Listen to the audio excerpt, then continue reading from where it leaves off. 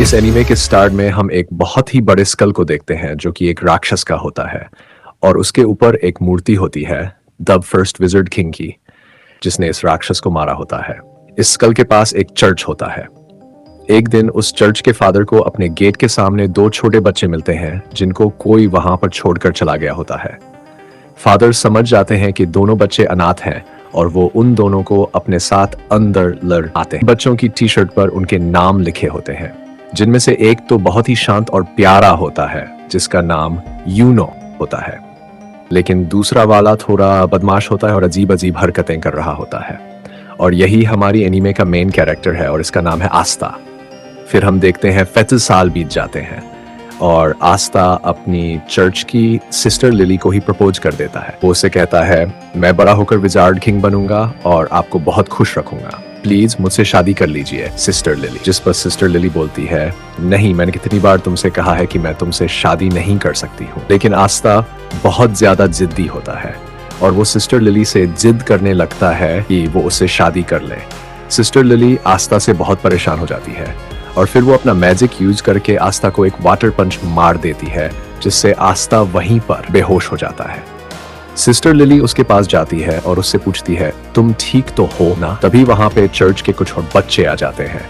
वो sister lily से कहते हैं, बिल्कुल सही किया आपने, जब भी आपको परेशान करे इसको एक दो वाटर पंच मार दिया करिए। लेकिन तभी आस्था दोबारा से होश में आ जाता है और फिर से सिस्टर लिली के पीछे पड़ जाता है। वहां यूनो आ जाता है और वो आस्था को अपने मैजिक से वहीं पर गिरा देता है। आस्था गुस्से में उठता है और यूनो के पास भाग कर जाकर कहता है, आखिर तुम हर बार मेरे और सिस्टर लिली के बीच में अपनी टांग क्यों घुसाते हो? जिस पर यूनो आस्था से कहता है, देखो, पहले तो तुम बहुत ज्यादा शोर मचाते हो, दूसरा तुम्हारी हाइट बहुत कम है, तीसरा तुम दिमाग से कम हो, और सिस्टर लिली इस चर्च की नन है।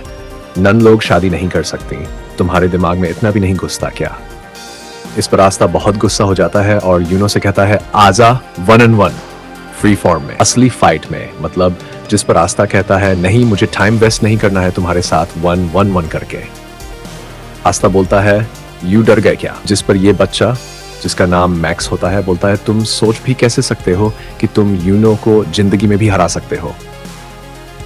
आस्था मैक्स से बोलता है, तुम्हारी प्रॉब्लम क्या है बच्चे?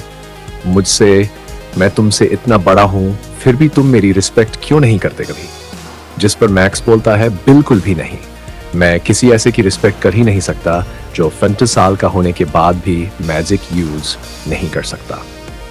असल में आस्था के पास बिल्कुल भी नहीं होता, मतलब आस्था एक ऐसे वर्ल्ड में रहता है जहां सब कुछ मैजिक से ही होता है। बिना मैजिक के मैक्स आस्था से कहता है, तुम सोच भी कैसे सकते हो कि तुम बिना मैजिक के यूनो जैसे पावरफुल मैजिशियन को हरा सकते हो? आस्था कहता है, अच्छा, यूनो अगर इतना ही स्ट्रांग है तो वो ये कर सकता है क्या? और वो बहुत ही तेज स्पीड में क्रंचेस मारने लगता है। असल में आस्था मैजिक तो यूज कर नहीं सकता, इसलिए वो एक्सरसाइज करके आस्था अपने आप को फिजिकली बहुत स्ट्रांग बना लेता है। मैक्स आस्था से कहता है, तुम क्रंचेज मारकर विजार्ड किंग नहीं बन सकते, क्योंकि विजार्ड किंग स्ट्रॉन्गेस्ट मैजिशियन होता है, स्ट्रॉन्गेस्ट बॉडी बिल्डर नहीं। तभी यूनो अपने मैजिक से सिस्टर लिली के कपड़े सुखाने लगता है। इसे देखते ही सारे बच्चे भागकर वहां से चले जाते हैं। यूनो का भी सपना आस्था की तरह विजार्ड किंग बनने का होता है। सिस्टर लिली भी यूनो को थैंक यू कहती है उसकी हेल्प करने के लिए। इस पर आस्था को बहुत जलन होती है और वो जल्दी से भागकर लकड़ियां काटने चला जाता है ताकि सिस्टर लिली उसको भी थैंक यू बोले। लेकिन इससे पहले कि वो लकड़ियां काटे, यूनो अपने मैजिक से लकड़ियां भी काट देता है। असल में यूनो को आस्था के सामने शो ऑफ करना थोड़ा पसंद होता है। मैक्स कहता है, मुझे यकीन है अगला विजार्ड किंग यूनो ही बनेगा, तुम नहीं आस्था। तभी वहां पर फादर भी आ जाते हैं और यूनो की तारीफ करने लगते हैं। यूनो जरूर इस चर्च का नाम एक दिन रोशन करेगा। आस्था दुखी हो जाता है और कोने में अकेला जाकर बैठ जाता है। तभी उसके पास सिस्टर लिली आती है और उससे कहती है, दुखी मत हो आस्था, थोड़ी देर में तुम्हारी ग्रिमॉयर तुम्हें मिल जाएगी, फिर तुम भी मैजिक यूज कर पाओगे। ये सुनकर आस्था खुश हो जाता है और फिर से खड़ा होकर कहता है, आप देखना सिस्टर लिली, मुझे इस दुनिया की बेस्ट ग्रिमॉयर मिलेगी और फिर मैं बहुत मेहनत करके सबसे ज्यादा स्ट्रांग बनूंगा और फिर एक दिन मैं विजार्ड किंग बनूंगा। ग्रिमॉयर असल में एक मैजिकल बुक होती है जिसमें 3 लीफ बनी होती है। ये सबको 15 साल की उम्र में मिलती है। इसे पाने के बाद लोगों का मैजिक बहुत ज्यादा बढ़ जाता है और वो मैजिकल अटैक्स भी यूज कर सकते हैं। आस्ता यूनो से कहता है, जब मुझे मेरी ग्रीमोयर मिलेगी तब हम दोनों बचपन की तरह साथ में प्रैक्टिस करेंगे और साथ में बहुत स्ट्रांग बनेंगे। लेकिन यूनो उसे इग्नोर करके वहां से चला जाता है, मानो वो आस्था को अपने टक्कर का मानता ही नहीं। इस पर आस्था भी बहुत दुखी हो जाता है और वो भी वहां से चला जाता है। सिस्टर लिली यूनो के पास आती है और उसे कहती है, तुम्हें आस्था के साथ ऐसा नहीं करना चाहिए था। जिस पर यूनो कहता है, आस्था मेरे रहते कभी भी विजार्ड किंग नहीं बन सकता। सिस्टर लिली को लगता है कि आस्था क्योंकि बहुत दुखी होकर गया है तो शायद कहीं पर चुपचाप जाकर रो रहा होगा। लेकिन हमारा आस्था रोता वो होता नहीं है। वो यहां पर ट्रेनिंग कर रहा होता है और ज्यादा स्ट्रांग बनने के लिए मेहनत कर रहा होता है, अपने विजार्ड किंग बनने के सपने को सच करने के लिए। थोड़े दिनों बाद आस्था, यूनो और बहुत सारे बच्चे जो 15 साल के हो गए थे, वो सब ग्रिमोयर टावर जाते हैं अपनी अपनी ग्रिमोयर लेने। आस्था बहुत ज्यादा एक्साइटेड होता है क्योंकि अब वो फाइनली मैजिक यूज कर पाएगा और यूनो को टक्कर दे पाएगा। वहां पर दो नोबल फैमिलीज के भी बच्चे आए होते हैं जो आस्था और यूनो का मजाक उड़ा रहे होते हैं क्योंकि वो लोग गरीब होते हैं। तभी वहां पर उस ग्रिमोयर टावर का मास्टर आ जाता है और सारे लोगों का वेलकम करता है। आस्था बहुत ज्यादा एक्साइटेड और खुश होता है। फिर ये मास्टर एक मैजिकल स्पेल बोलता है और सारे लोगों के पास अपने आप उनकी उनकी ग्रिमोयर पहुंच जाती है, उड़कर जाने लगती है। सारे लोग अपनी अपनी ग्रिमोयर पाकर बहुत खुश होते हैं, लेकिन आस्था के पास कोई भी ग्रिमोयर नहीं आती।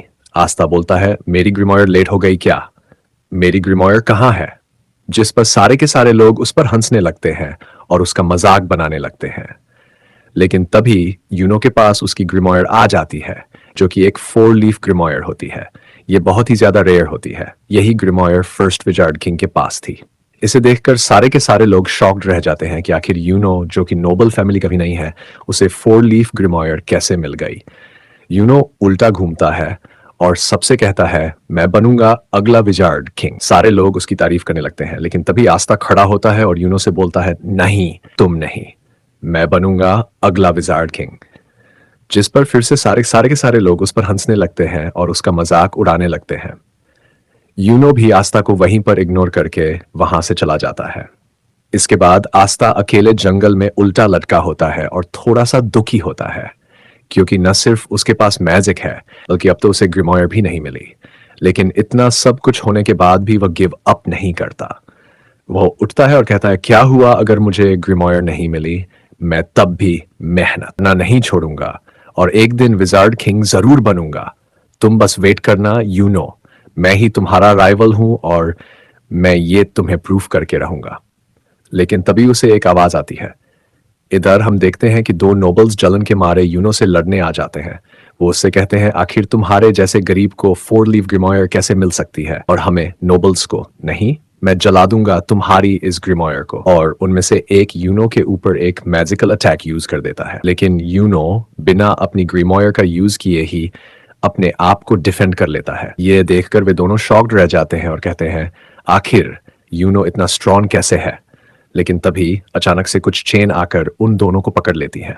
तभी वहां पर एक आदमी आता है जो बोलता है, तुम लोग पागल हो क्या जो इतनी रेयर चीज को जलाना चाहते हो? यूनो पूछता है, कौन हो तुम? इस पर वह आदमी बताता है, मेरा नाम स्नेक है और मुझे वो चीज चाहिए जो तुम्हारे पास है। तभी वह अपने मैजिक से यूनो को भी पकड़ लेता है और उसकी 4 लीफ ग्रिमोयर भी छीन लेता है। यूनो बोलता है, स्नेक, मैंने तुम्हारा नाम सुना है। तुम एक बहुत ही स्ट्रॉन्ग और फेमस चोर हो, लेकिन तुम्हें ये तो पता ही होगा कि एक ग्रिमोयर को केवल उसका ओरिजिनल ओनर ही यूज कर सकता है। इस पर स्नेक कहता है, हाँ, मुझे पता है कि तुम्हारी ग्रिमवर को तुम्हारे बिना कोई यूज नहीं कर सकता, लेकिन ब्लैक मार्केट में इस 4 लीफ ग्रिमवर के मुझे बहुत पैसे मिलेंगे और इसीलिए मैं तुम्हारी ग्रिमवर चुरा रहा हूँ। माफ करना, तुम्हारा विजार्ड किंग बनने का सपना यहीं पर खत्म होता है। अभी वहां पर हमारा आस्था आ जाता है और आस्था गिर के अपनी बेइज्जती करा लेता है।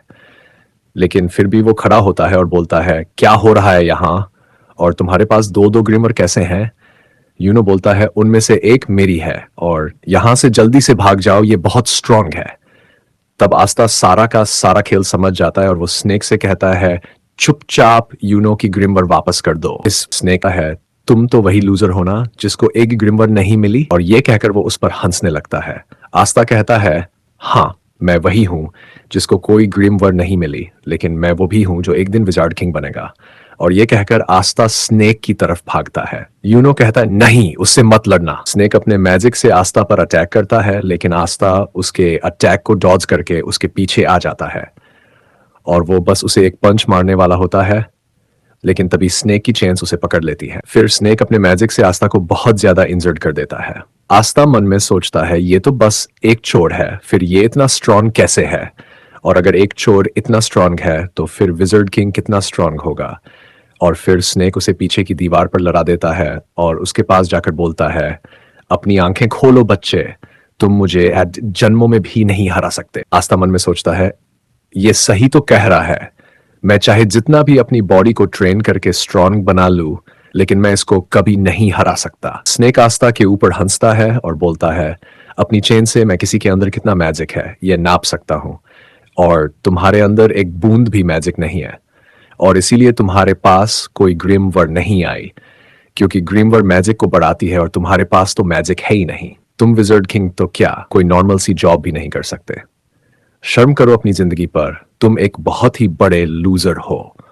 जिसको सुनकर आस्था अंदर से टूट जाता है और वो सोचने लगता है ये एकदम सही तो कह रहा है, मेरे अंदर ना तो मैजिक है और ना ही मेरे पास अब एक ग्रिमवर है। जिंदगी में पहली बार आस्था गिव अप करने वाला होता है, लेकिन तभी यूनो चिल्लाकर बोलता है, नहीं, मैं जानता हूं मैं आस्था विजर्ड किंग नहीं बनेगा, क्योंकि अगला विजर्ड किंग तो मैं ही बनूंगा, लेकिन आस्था कोई लूजर नहीं है, वो मेरा राइवल है और उसके अंदर भी एक मैजिकल पावर है और वो है कभी भी गिव अप ना करना। और इसको सुनते ही आस्था के अंदर मानो दोबारा से जान आ जाती है। वो स्नेक से कहता है, दूर हट मुझसे। स्नेक उससे दूर हट जाता है और आस्था के पास से एक अजीब सी एनर्जी आने लगती है। आस्था यूनो से कहता है, चिंता मत करो यूनो, मैं इस आदमी को तुम्हारी ग्रिम वर्ल्ड नहीं ले जाने दूंगा, चाहे उसके लिए मुझे मरना ही क्यों न पड़े। और तभी आस्था के पास उसकी खुद की ग्रिम वर्ल्ड उड़कर आ जाती है, जो कि नॉर्मल ग्रिम वर्ल्ड नहीं बल्कि एक 5 लीफ ग्रिम वर्ल्ड होती है, जो पूरी की पूरी दुनिया में सिर्फ एक ही है। मतलब यूनो से भी ज्यादा रेयर ग्रिम वर्ल्ड। दुनिया में 3 तरह की ग्रिम वर्ल्ड्स होती है। 1 3 लीफ ग्रिम वर्ल्ड जिसमें मैजिकल पावर्स होती है और ये बहुत कॉमन होती है। 2 4 लीफ ग्रिमवर जो कि बहुत रेयर होती है और इसमें मैजिकल पावर्स के साथ गुड लक भी होता है। और लास्ट में है 5 लीफ ग्रिमवर जो कि पूरी दुनिया में सिर्फ एक ही है और इसके अंदर एक डीम होता है। आस्था को फाइनली उसकी 5 लीफ ग्रिमवर मिल जाती है। यूनो आस्था को देखकर स्माइल करता है और बोलता है, मुझे पता था आस्था, तुम वो हो जो पॉसिबल कोई पॉसिबल कर सकता है, जैसे तुमने बचपन में किया था। और फिर हम इन दोनों का बचपन देखते हैं कि कैसे यूनो स्टार्टिंग में बहुत ही रोथर था और छोटी छोटी बात पर रोता रहता था, और आस्था स्टार्टिंग से ही उसकी मदद करता था और एकदम उसके बड़े भाई की तरह उसे प्रोटेक्ट करता था। फिर एक दिन बचपन में सिस्टर लिली आस्ट और यूनोनो को पहले विजर्ड किंग की स्टोरी सुनाती है। वो बताती है कि कैसे एक बार पूरी दुनिया पर एक बहुत ही बड़े और ताकतवर राक्षस ने हमला कर दिया था और हर जगह तबाही मचा दी थी। हर तरफ बस दुख ही दुख फैल गया था। लेकिन तभी अचानक से एक लड़का वहां आ जाता है और उन सबको बचा लेता है, और उसके पास एक 4 लीफ ग्रिम वर होती है। उसकी और उस राक्षस की बहुत दिनों तक लड़ाई होती है, लेकिन आखिरी में वो लड़का उस राक्षस को हरा देता है और दोबारा से दुनिया में सुख और शांति ले आता है, और वही बनता है फर्स्ट विजर्ड किंग, पूरी दुनिया का सबसे स्ट्रांगेस्ट मैजिशियन। इसी स्टोरी को सुनने के बाद आस्ट और यूनो डिसाइड करते हैं कि वो दोनों भी बड़े होकर विजर्ड किंग बनेंगे। शाम को फादर आकर यूनो को एक लेटर देते हैं और उससे कहते हैं उस लेटर को विलेज के बाहर एक आदमी तक पहुंचाने के लिए। आस्था कहता है, लो मैं चला जाता हूं, लेकिन यूनो उसे मना कर देता है और कहता है, नहीं, मैं अकेला जाऊंगा। यूनो अकेला उस आदमी के पास पहुंच जाता है और उसे वो लेटर दे देता है। काफी रात हो चुकी होती है और आस्था को यूनो की चिंता होने लगती है, और फिर वापस लौटते वक्त यूनो को एक बड़ा सा आदमी घेर लेता है और वह उसका पेंडेंट उससे मांगता है। यूनो उससे कहता है, प्लीज मुझे वो वापस कर दो, वो मेरे पेरेंट्स की आखिरी निशानी है। इस पर वो आदमी हंसता है और बोलता है, चुपचाप यहां से भाग जाओ बच्चे, वरना मुझे तुम्हें परेशान करना पड़ेगा। जिसको सुनकर यूनो डर जाता है और सोचता है कि अब वह कुछ नहीं कर सकता। लेकिन तभी वहां पर आस्था आ जाता है और उस आदमी को रोक लेता है। वह आदमी आस्था को दूर धक्का देता है, लेकिन आस्था फिर से जाकर उसे रोक लेता है और जोर से चिल्लाता है। यूनो बस आस्था को देख रहा होता है और सोचता है, आखिर जब आस्था जानता है कि वह इस आदमी को नहीं हरा सकता, फिर वह संघर्ष क्यों कर रहा है। इससे आस्था को यह आदमी बहुत ज्यादा इंजर्ड कर देता है, लेकिन फिर भी आस्था गिव अप नहीं करता और उसको पकड़े रहता है। वह जोर जोर से चिल्ला रहा होता है, यूनो का पेंडेंट वापस कर। यह आदमी समझ जाता है कि यह बच्चा कोई नॉर्मल बच्चा नहीं है और वह उस पेंडेंट को वहीं पर छोड़कर चला जाता है। एंड आस्था वहीं पर गिर जाता है। यूनो उसके पास आकर रोते हुए बोलता है, मुझे माफ करना, मेरी वजह से तुम्हें इतनी मार पड़ी। जिस पर आस्था उससे कहता है, तुम चिंता मत करो, मैं हमेशा तुम्हारे साथ रहूंगा और तुम्हें प्रोटेक्ट करूंगा, और एक दिन मैं बनूंगा विजर्ड किंग और तुम्हें और चर्च के सारे लोगों को खुश और सेफ रखूंगा। और इधर हम देखते हैं आस्था की ग्रिम वर्स से एक अजीब सी तलवार निकलती है।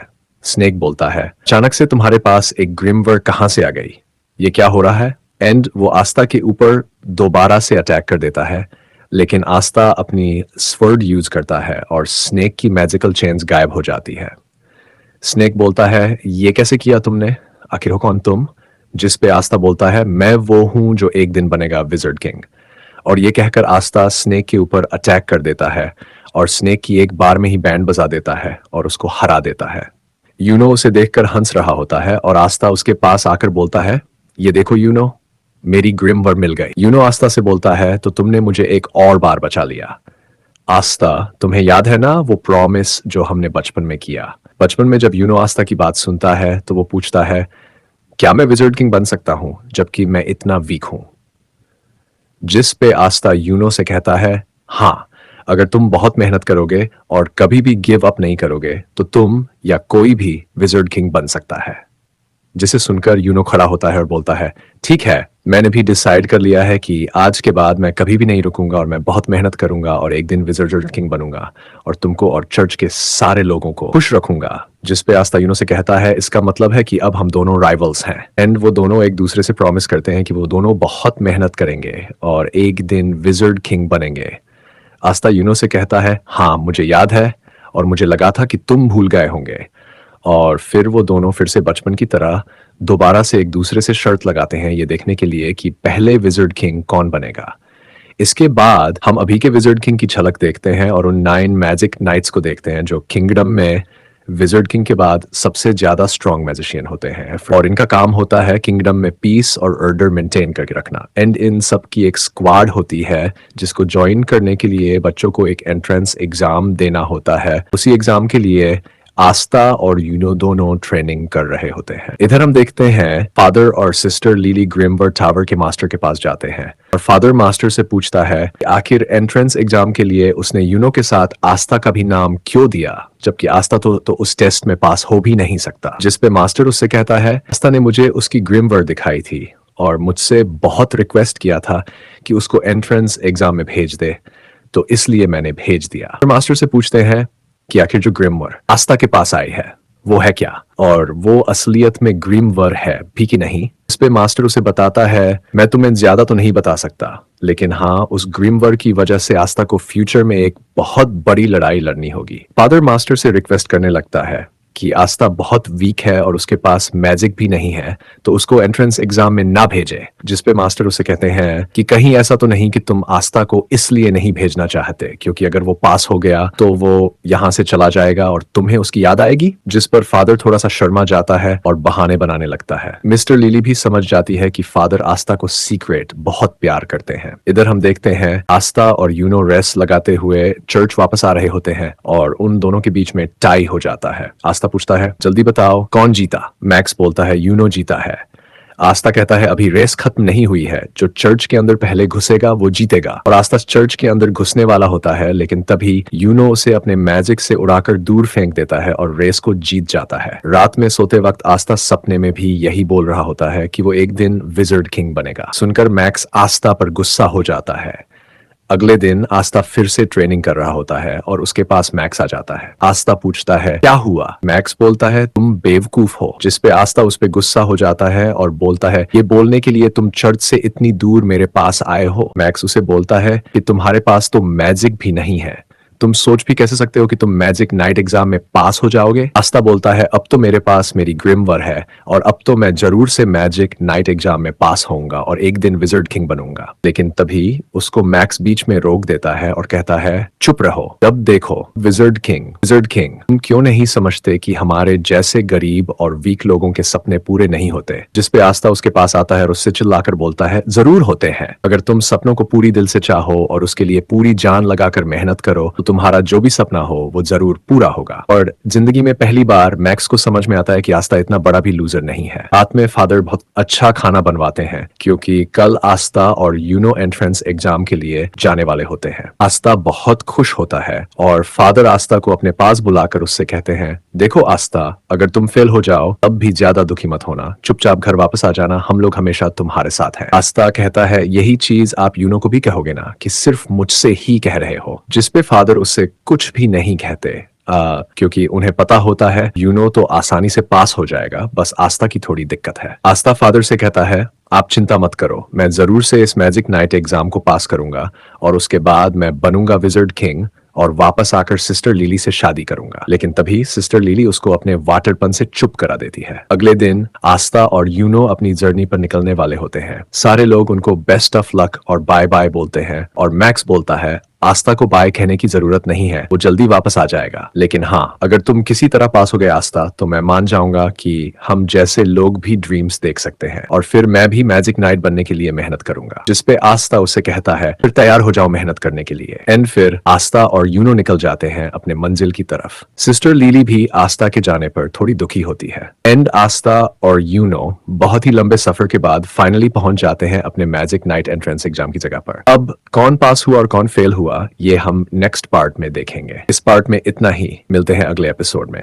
तो कृपया हमारे एनिमे एक्सप्लेन चैनल को सब्सक्राइब करना न भूलें।